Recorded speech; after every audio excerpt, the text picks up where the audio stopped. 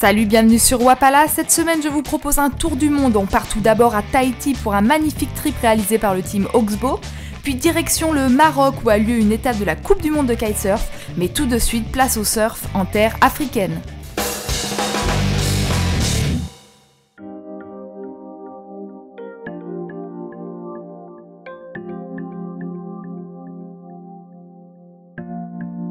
Après le championnat du monde de football, l'Afrique du Sud accueille cette année la Coupe du monde de surf.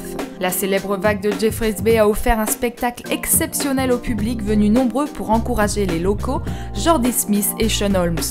La Vuvuzela est donc de sortie, ambiance garantie. Pour ce jour de finale, les vagues sont toujours parfaites et les surfeurs décidés à remporter le Billabong Pro Jeffreys Bay. Au quatrième tour, Adam Melling obtient son billet pour les quarts de finale. Il bat par la suite Hopgood puis Tajburo en demi. Il se retrouve ainsi face à la star du moment, le Sud-Africain Jordy Smith. Jordy qui a battu Adriano De Souza puis BD Durbridge de justesse, seulement 0,40 points.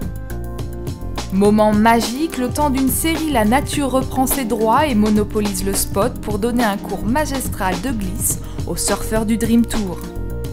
Retour sur la finale de haut vol qui va avoir lieu devant un public excité. Pas de place au suspense, Jordy Smith ne laisse aucune chance à son adversaire en alignant deux vagues notées 8,90 et 9,03. Les jeux sont faits, Adam doit abdiquer et ne peut qu'applaudir la victoire du jeune Jordy qui à seulement 22 ans remporte cette étape et gagne la première place du classement ASP en détrônant le King Slater qui retombe à la 3e place. L'autre heureux de cette compétition, c'est Tajburo qui, en terminant 3e de cette étape, grimpe à la 2e place au classement général. On quitte l'Afrique du Sud cap au nord pour aller à la rencontre des meilleurs kitesurfers de la planète.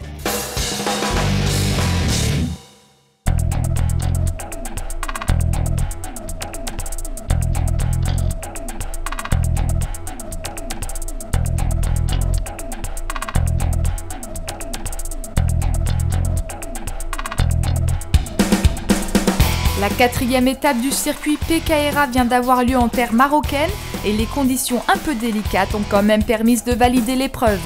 Le vent très irrégulier a donné du fil à retordre aux riders, dans ces conditions, difficile de choisir son matériel. En freestyle, une double élimination a pu être courue. Kevin Langueri est décidément l'homme fort du moment, il l'emporte devant Yuri Zoon, un autre néerlandais. Alberto Rondina complète le podium.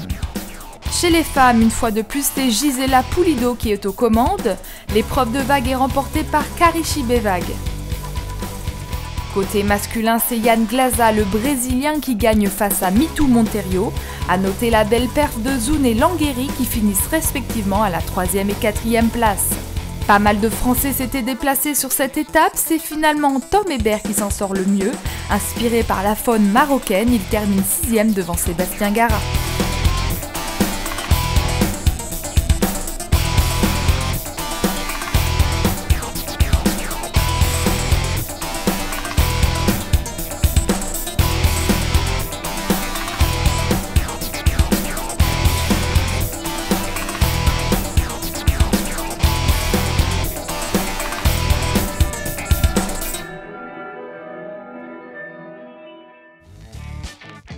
On termine ce mag avec des images à vous couper le souffle. Ça date un peu, on y voit Baptiste Gossin avant son terrible accident en marchant toujours sur ses deux jambes. L'action est au rendez-vous, stand-up paddle, surf, windsurf, kitesurf, tout y est.